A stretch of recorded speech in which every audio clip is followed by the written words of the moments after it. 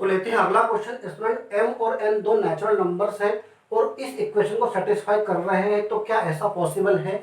m और n क्या है ये उसे बताना है हमें कि क्या ऐसा पॉसिबल है कि m का स्क्वायर एक नेचुरल नंबर का square is equal to n square plus 2002 के बराबर आ सकता है। यदि आएगा तो वो m और n क्या है, वो नहीं आएगा तो जवाब ना में कर दे, ऐसी कोई वैल्यू पॉसिबल नहीं है। तो अब एक काम करें, इस क्वेश्चन को करते कैसे। जब भी ऐसा क्वेश्चन आए स्टूडेंट तो ध्यान से देखें, कई बार आपको ऐसी स्थितियां मिलेंगी, आप कैसे सॉल्व करेंगे, कैसे आगे बढ़ेंगे, आपको ये बताया जा रहा है। दो वेरिएबल की इक्वेशन है इस प्रकार की। आप क्या करेंगे, इसे लिखते हैं M square minus N square is equal to 2002। जब आपने इसको ऐसा लिख दिया तो इसे लिख देते हैं एम प्लस एन और M minus N is equal to कितना लिख दिया आपने, 2002। अब 2002 के फैक्टर कर देते हैं तो एक तो इसका फैक्टर 2 है, अब बचा 1001। 1001 को 11 इंटू 91 में कन्वर्ट कर सकते हैं, ठीक है। चलिए अब आप देख पा रहे हैं कि यहाँ पर एक इवन नंबर और दो ऑड नंबर है, ये प्राइम से दोनों m प्लस एन और m माइनस एन इसके बराबर है।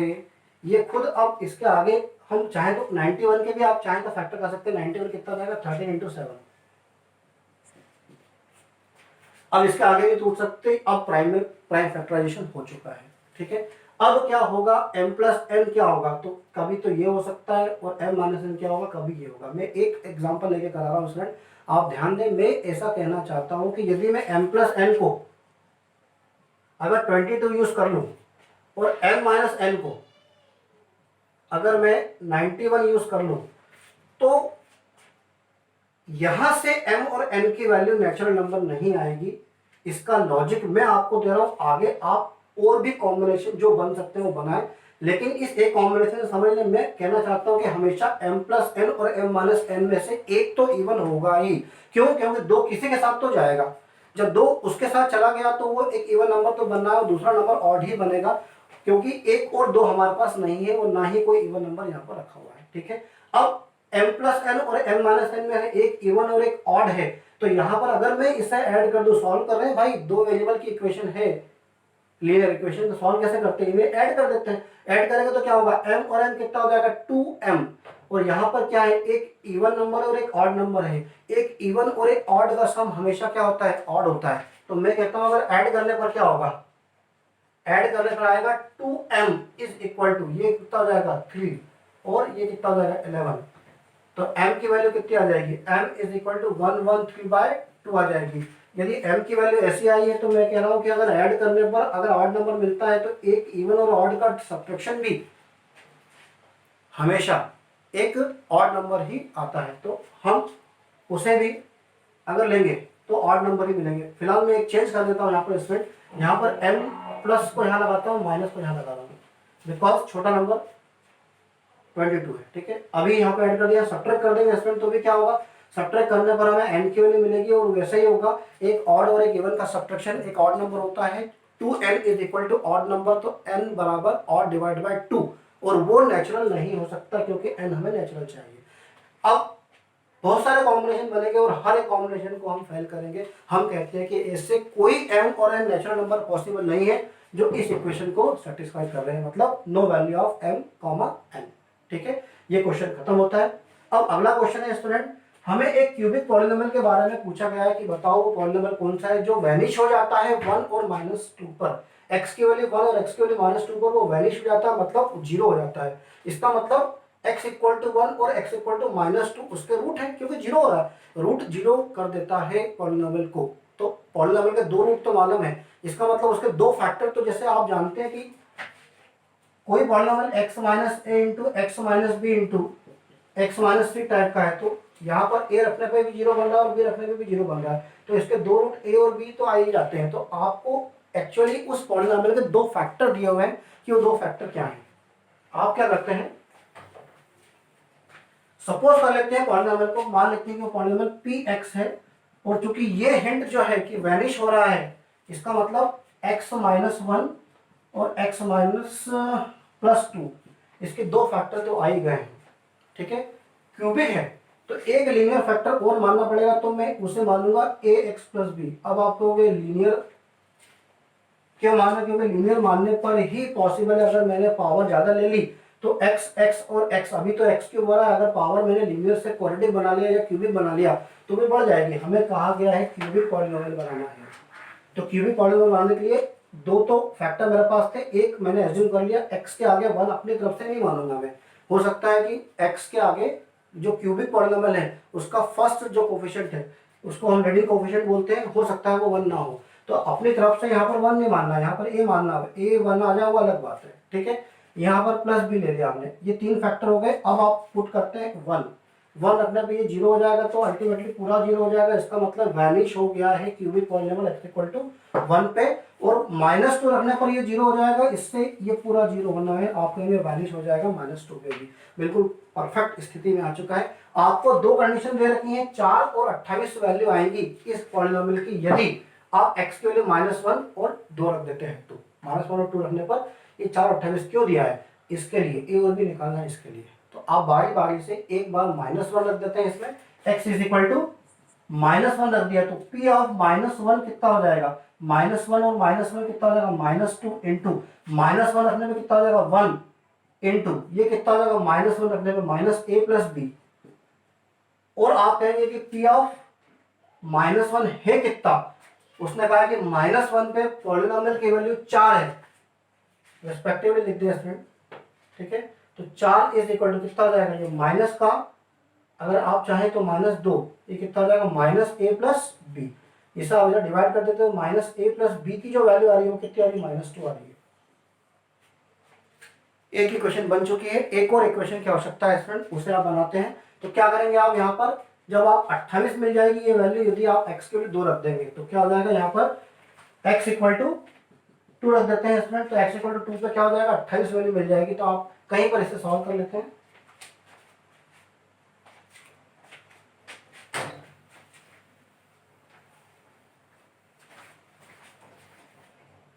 x इक्वल टू 2 रख देते हैं, x इक्वल टू 2 रखने पर जो वैल्यू आ रही है तो p2 is equal to x minus 1, मतलब 2 माइनस 1, 2 प्लस 2 और 2a प्लस b, ये आ रहा है। और आपको दिया गया है कि p2 मतलब 2 पे 28 है, तो p2 की वैल्यू कितनी दे रखी है? 28।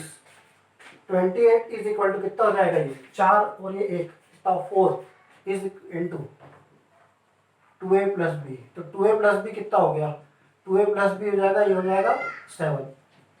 मैं कहता हूं कि एक equation 2a plus B equal to 7 है और एक equation -a plus B equal to -2 है। Linear equation in two variable a and b उन्हें फाइंड कर सकते हैं। जब उन्हें आप फाइंड कर लेंगे तो आप उन्हें यहां रख दें और फिर px को फाइनली आंसर कर दें, मल्टीप्लाई करके आपका आंसर सॉल्यूशन में मैंने इसको बता दिया गया है, ठीक है। ये आया क्यों है, ऐसा क्यों लिखा था, इसका कारण मैं समझा रहा हूं आपको। अगली बार भी ये कंडीशन वैनिश होने वाली बात बोले तो हमेशा मान लें कि वो फैक्टर है। x इक्वल टू 1 पे वैनिश मतलब x minus 1 factor, x equal to -2 पे वैनिश मतलब x प्लस 2 फैक्टर, ठीक है। ये बात आप दिमाग में पहले बना लें कि वो कहना क्या चाहता है एक पॉलिनोमियल बनाने के लिए, ठीक है। चलिए ये इस क्वेश्चन को खत्म करते हैं, अब आगे के क्वेश्चन देखेंगे। क्वेश्चन स्टार्ट करते हैं। पी क्यू आर 3 नंबर आपको प्राइम नंबर यूज करने हैं और इस इक्वेशन को सेटिस्फाई करना है। P square minus Q square equal to R, जबकि तीनों प्राइम नंबर है तो आर की वैल्यू क्या हो सकती है? 1 2 3 जो भी वैल्यूज हो सकती हैं वो बतानी है, वन सेट बताना है पूरा। यहाँ पर p प्लस क्यू और p माइनस क्यू बिना पूछे आपको मैं समझा चुका हूं अभी। ये क्या स्थिति बन गई है इसमें? ये दो फैक्टर हैं, मतलब दो नंबर का मल्टीप्लाई करने पर आर आएगा, तो ऐसा पॉसिबल ही नहीं। आप कहना है कि आपको ये कहना है कि आर तो प्राइम है और प्राइम दो नंबर का मल्टीप्लाई करने पर अगर आता भी है तो उसमें से एक नंबर 1 होगा, ठीक है। तो P और Q दो प्राइम लेने, उनका डिफरेंस 1 लेना है और उनका सम करने पर जो रिजल्ट आएगा वो R के बराबर आएगा और वो प्राइम होना चाहिए। तो मैं कहता हूं केवल एक मात्र कि P की वैल्यू 3 हो जाए और Q की वैल्यू 2 हो जाए, ये दोनों प्राइम भी हैं, इन दोनों का सम करने पर 5 मिलेगा और डिफरेंस करने पर कितना मिलेगा? 1 मिलेगा। ये 5 इंटू 1 मतलब कितना हो जाएगा? 5। तो R की वैल्यू क्या आ गई है? 5, तो R प्राइम भी है, P और Q भी प्राइम है और इस कॉन्सेप्ट को पूरा भी कर रहे हैं। तो कभी भी कोई प्राइम दो नंबर के प्रोडक्ट के बराबर आए तो आपको कहना चाहिए कि उसमें से एक का प्रोडक्ट, एक जो वैल्यू है, एक फैक्टर जो है वो तो 1 होना ही चाहिए। अगर वो 1 नहीं हुआ तो फिर ये प्राइम नहीं बन सकता। ठीक है, तो इस क्वेश्चन को समाप्त करते हैं, ये क्वेश्चन खत्म होता है। अगला क्वेश्चन जो है वो आपके अभी पहले के कॉन्सेप्ट पर है। साइन की पावर 4 प्लस कॉस की पावर 4 को आपने अभी थोड़ी देर पहले देखा था कि 1 minus 2 sine square T cos square T लिख सकते हैं। थोड़ी ही समय पहले क्वेश्चन हुआ है, इसमें ये -1 है और ये पावर 6 पर अगर कैलकुलेशन करें तो ये क्या हो जाएगा, 1 minus 3 sine square T cos square T -1। थोड़ा याद करें, क्वेश्चन अभी थोड़ी देर पहले आया था जिसमें पावर 4 थी तो हमने स्क्वायर का स्क्वायर किया था, पावर 6 को हमने स्क्वायर का क्यूब किया था, याद करें।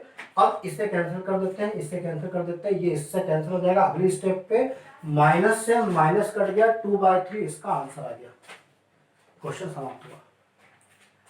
कॉन्सेप्ट क्या था कि आपको ये सिंप्लीफाइड फॉर्म मालूम है क्या? अगली बार भी ये आएगा, कई बार, लगभग आप 11th क्लास की ट्रिग्नोमेट्री में इसे कई जगहों पर देखेंगे। आप चाहें तो इसे याद भी कर सकते हैं, इसे आपके कॉन्सेप्ट में लिख लें कि इसका simplified form 1 minus 2 sine square cos square होता है और इसका simplified form 1 minus 3 sine square cos square होता है। तो आपको आसानी होगी अगली बार। ठीक है, इस क्वेश्चन को समाप्त करते हैं। ये भी ट्रिग्नोमेट्री का एक बेसिक क्वेश्चन था जो 10th क्लास के कॉन्सेप्ट से कनेक्टेड था। ठीक है, चलिए अब हम आगे करते हैं, 2 क्वेश्चन और। तो स्टूडेंट अगले सेक्शन में हम 2 और क्वेश्चन ले रहे हैं। यहाँ पर फिर से एक क्वेश्चन नंबर सिस्टम का आया है। तो कुल मिला के नंबर सिस्टम के 4 से 5 क्वेश्चन आज हो गए हैं। स्टूडेंट आप नंबर सिस्टम के कुछ बारीकियों को, कुछ बातों को आप समझ चुके हैं। अगला क्वेश्चन है कि x और y ऐसा इंटीजर है कि उनका सम और उनका प्रोडक्ट बराबर है। तो सम का मतलब तो x प्लस वाई होगा और प्रोडक्ट का मतलब x इंटू वाई होगा, बराबर है मतलब बराबर कर दिया। अब बताइए कौन से 2 नंबर आ सकते हैं? 0 0 2 पेयर बने हैं और 2 2 जो इस पॉसिबिलिटी को रखते हैं। ठीक है, तो यहाँ पर मैन्युअली कैलकुलेशन, वैसे सब सॉल्यूशन में कुछ और कैलकुलेशन भी दिया हुआ है, लेकिन आप देखें तो अगर 0 0 हो जाएगा तो सेटिस्फाई हो जाएगा। 2 और 2 ही ऐसे 2 नंबर है जो सम करने पर भी 4 होता है और प्रोडक्ट करने पर भी 4 ही आता है। तो ये आंसर आ चुका है, ये रिजल्ट है। थोड़ा सोचना भी पड़ेगा, नंबर के बारे में थोड़ा सोचना सीखो कि कैसे सेटिंग होती है, नंबर्स कैसे बनेंगे, कैसे यूज कर सकते हैं, क्या कब कैसे लगाना है। ठीक है, चलिए ये हो गया खत्म। इस क्वेश्चन को सॉल्व करने का, ये तो आपका सिंपल क्वेश्चन है, इसे सॉल्व करना है। तो सॉल्व करने के लिए जब 2 अंडर रूट में क्वेश्चन प्लस से डिफरेंस में आ जाए तो क्या करते हैं, एक को राइट साइड पे ले जाते हैं, इसे राइट साइड पे लाके स्क्वायर कर देते हैं। तो कितना हो जाएगा, x plus 5 is equal to, ये कितना हो जाएगा 4 plus x minus 7, a square plus b square plus 2 a भी हो जाएगा 2 इंटू एक्स माइनस 7। ये x से x कट गया स्टूडेंट, ये कितना है माइनस का 3 उधर जाके प्लस 3 हो जाएगा। तो 5 प्लस 3 इज इक्वल टू कितना हो जाएगा 4 रूट में x माइनस 7, ये हो जाएगा 8। 8 को 4 से डिवाइड कर दे कितना हो जाएगा 2, रूट हो जाएगा x माइनस 7, स्क्वायर कर दे हो जाएगा 4 is equal to X minus 7, इधर ले आए तो 11 इज इक्वल टू x की वैल्यू 11 आ चुकी है। ये हो गया आपका आंसर। अब ये सेटिस्फाई भी कर रहा है। 11 रखने में कितना हो रहा है, 11 प्लस 5 कितना हो जाएगा 16 और 11 माइनस 7 कितना हो जाएगा 2, मतलब 11 माइनस 7 कितना हो जाएगा 4। 16 से 4 हो जाएगा और 4 का अंडर रूट कितना हो जाएगा 2, 4 माइनस 2 बराबर 2 आ रहा है, मतलब 11 सेट कर रहा है। ये आंसर है, चेक करना जरूरी है, ऐसी स्थिति में कभी कभी नहीं भी आता है आंसर। ठीक है, नो सॉल्यूशन लिख देंगे, 11 आना वहाँ तो नहीं लगता है, सेटिस्फाई जो करता है उसे कहते हैं सॉल्यूशन। ठीक है, चलिए खत्म करते हैं इसे। स्टूडेंट ये x दिया हुआ है और आपको कहा गया है कि x को माइनस 3x माइनस 14 की वैल्यू बताइए। तो कभी भी ऐसा नहीं करें कि इससे डायरेक्ट यहाँ रख दें, ऐसा करेंगे तो कैलकुलेशन थोड़ा भारी पड़ जाएगा, आपसे नहीं होगा। ठीक है, हो भी सकता है, कई बार हो जाते हैं, लेकिन जनरली ऐसा नहीं करते। हम एक काम करें थोड़ा सिंपल करने के लिए, इसे मान लेते हैं कि ये a है और इसे मान लेते हैं कि ये b है। तो x इज इक्वल टू कितना हो गया a माइनस बी। अब आपको एक्स क्यूब तो चाहिए तो क्यों ना इसे क्यूब भी कर दें। देखें किस पैटर्न से, किस तरीके से क्वेश्चन को करना है। एक्स क्यूब बराबर कितना होगा a माइनस बी का होल क्यूब। तो a माइनस बी का होल क्यूब क्या होगा, X cube is equal to a cube minus B cube minus 3ab a minus B. तो ये कितना होगा, एक्स क्यूब तो आ गया क्वेश्चन में, a क्यूब कितना होगा भाई। अब इस टर्म का क्यूब क्या होगा, इसमें ऑलरेडी पहले ही 1/3 पावर लगी हुई है, इस पे 3 पावर लगाएंगे तो 1/3 से 3 कट जाएगी। तो ये आएगी कितनी, ये आएगी 7 प्लस 5 रूट 2। माइनस ये भी उसी प्रकार के टर्म है, यहाँ पे 1 पर तो कोई 3 पावर लगाएंगे 3 ही आएगा, इस पर 1/3 पावर लगी हुई है, जब आप इसका क्यूब करेंगे तो ये 1/3 से पावर 3 कट जाएगी और ये 7 प्लस 5√2 इसका कैलकुलेशन आने वाला है स्टूडेंट -3। ए और बी क्या होने वाला है भाई, ये ए और ये बी है दोनों तो एक जैसे हैं, इस नेगेटिव को मत लेना, इसको ए लिया मैंने और इसे बी लिया, तभी तो ए बीच में माइनस छूट के ये ए माइनस बी आया। इन दोनों का मल्टीप्लाई करने पर तो 1 ही आएगा, तो ए और बी का मल्टीप्लाई तो 1 होगा, और ए माइनस बी क्या है, आप शुरुआत से क्या है, ए माइनस बी तो एक्स है, तो आप यहाँ लिख देते हैं एक्स। ठीक है, अब मात्र ये माइनस का 3x है, -3x इधर आके +3x हो जाएगा, तो x³ + 3x तो आ ही गया है स्टूडेंट, 14 वाली बात और रह गई है। यहाँ पर आप देखते हैं कि ये है 7 + 5√2, और मैं इसका रेशनलाइजेशन कर दूं कभी तो कितना होगा, 1/7 + 5√2, 7 - 5√2 और 7 - 5√2, ये कितना हो जाएगा 7 + 5√2 और ये हो जाएगा 7 - 5√2 डिवाइड बाय ये 49 माइनस बी का स्क्वायर, a² - b² लगेगा, a + b a - b a² - b², 25 और √2 का 2 कितना हो जाएगा 50, -1 है ये नेगेटिव, इस नेगेटिव को पॉजिटिव कर देगा, तो ये कितना हो जाएगा 7 + 5√2 + 7 - 5√2 से 5√2 कट गया, प्लस माइनस 7 से हमें कितना आ गया 14। तो मैं कहता हूं कि यहाँ पर कितना आ गया x³ minus plus 3x is equal to कितना आ गया, ये 7 और 7 कितना हो गया 14, तो इस 14 को अगर इधर ले आए तो ये बन जाएगा, तो इधर कितना रहेगा 0, तो इसकी वैल्यू कितनी आ गई 0, यहाँ आंसर हो गया, खत्म होता है क्वेश्चन। ठीक है, एंड हो गया। चलिए स्टूडेंट इस क्वेश्चन को आप समझ लेते हैं कि आपको ए की वैल्यू फाइंड करनी है। ये सिस्टम में 3 इक्वेशन दे रखी है, वो बताया गया है कि यहाँ पर एक्स और वाई की जो वैल्यू आप फाइंड कर रहे हैं, इन दोनों को या इन दोनों को सॉल्व करने पर वो बराबर आने वाली है। तो आप ये भी कर सकते हैं कि इन दोनों से एक्स और वाई की वैल्यू फाइंड करके इक्वेशन बना लें।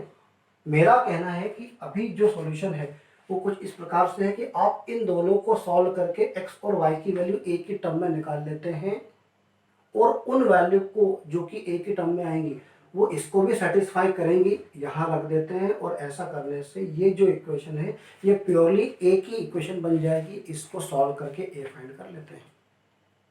क्या बोला मैंने, इन दोनों को सॉल्व करके एक्स और वाई की वैल्यू ए की टर्म में फाइंड कर लें, और वो कंडीशन के हिसाब से इसको भी सेटिस्फाई करेंगी, तो उन वैल्यू को जब यहाँ रखेंगे तो ये वाली इक्वेशन ए की इक्वेशन में कन्वर्ट हो जाएगी।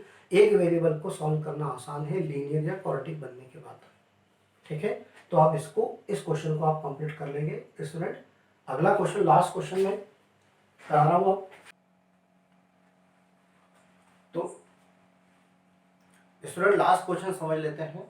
हमें एक ट्रायंगल ABC दिया हुआ है जिसकी साइड्स है AC, BC और 10, 6, 8 और 10।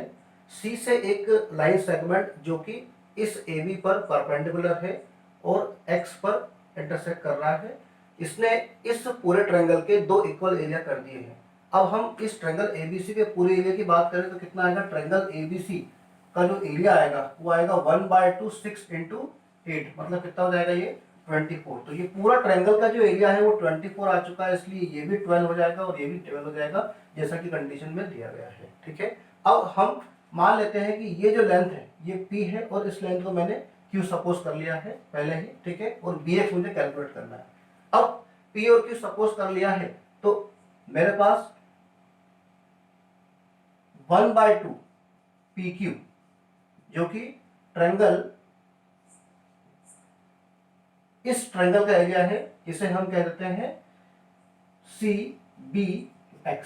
ठीक है, इस ट्रायंगल का एरिया जो आ रहा है वो कितना आ रहा है 1/2 PQ, वो कितना है 12 है। इसका मतलब कितना हो गया स्टूडेंट, PQ की जो वैल्यू है वो कितनी आ गई है 24। इस PQ की वैल्यू 24 से अब हमें Q को एलिमिनेट करना है ताकि P निकाला जा सके। उसके लिए मैं क्या करूंगा, इस ट्रायंगल के अंदर, ये राइट एंगल ट्रायंगल है, इस ट्रायंगल के अंदर 10B लगा रहा हूं मैं। 10B कितना होगा स्टूडेंट, 10B हो जाएगा P/Q/P। स्टूडेंट 10B एक और राइट एंगल ट्रायंगल जो कि आप देख पा रहे हैं ट्रायंगल ABC है, उसमें भी अगर 10B अप्लाई करें तो ये 6/8 हो जाएगा। ऐसा किया जा सकता है स्टूडेंट, और कई बार हम करते हैं। यहाँ पर 10 बी एंगल इस ट्रायंगल के अंदर भी है जिसके पी और बी ये है, और बी एंगल इस ट्रायंगल के अंदर भी है जिसके पी और बी ये है। ठीक है, इन्हें इक्वेट कर देंगे तो कितना हो जाएगा स्टूडेंट, यहाँ से Q की जो वैल्यू आएगी वो कितनी आएगी 6p/8, और जिसे यहाँ रख दें तो कितना हो जाएगा ये P into 6p/8 is equal to कितना हो जाएगा 24। और इसका फाइनल जो रिजल्ट आएगा अब देख सकते हैं 6p² हो गया स्टूडेंट, तो कितना हो जाएगा p² की जो वैल्यू आएगी वो फाइनली कितनी आ जाएगी, ये 6/4। ठीक है, ये 4 टाइम्स कट गया, कितना हुआ 32। तो फाइनल आंसर कितना आ जाएगा student, p is equal to 4√2। ये आपका आंसर हो गया। ओके।